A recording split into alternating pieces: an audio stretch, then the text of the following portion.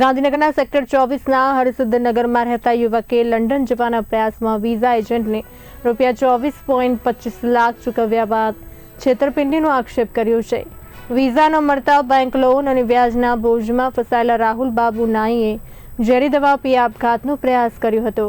હાલ તેઓ ગાંધીનગર સિવિલ હોસ્પિટલમાં સારવાર હેઠળ છે। રાહુલ પાસેથી મળેલી સુસાઇડ નોટમાં મેહુલ સોની, જીનલ પંચાલ અને નિધિ સોની સામે વિદેશ મોકલવાના બહાને છેતરપિંડીના આક્ષેપ કરવામાં આવ્યા છે।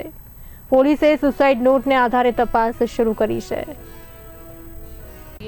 આજથી 2 વર્ષ પહેલાં અમારે વિદેશ જવાનો પ્લાનિંગ હતો। એના માટે અમે 16 સેક્ટરમાં મેહુલ સોની નામના એજન્ટને અમારું કામ આપ્યું હતું અને એના માટે એને 24 લાખ રૂપિયા અમારી પાસેથી લીધા હતા અને પછી એને અમારું કંઈ કર્યું નહીં કામ અને પછી 4 લાખ રૂપિયા આપ્યા પણ 20 લાખ રૂપિયા હજુ સુધી આપતો નથી અને ઉપરથી બી એમ કહે છે કે તમારાથી થાય કરી લો, મારે તમારા પૈસે જ લડવું છે ને।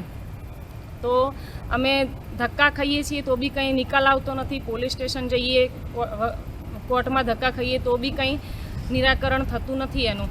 તો આ બદલ તમે અમને મદદ કરો, કેમ કે અમારે 20 લાખના હપ્તા ભરવાના, અમારે મકાન ગીરવી મૂકેલું છે, એના 20,000ના હપ્તા ભરવાના હોય છે દર મહિને, પ્લસ મારા જેઠ એક્સપાયર થઈ ગયા તો એમના છોકરાઓ 4 છે, એની જવાબદારી અમારા ઉપર છે। બધાની પીઓ ભરવી કઈ રીતે અમે કરી શકીએ બધું?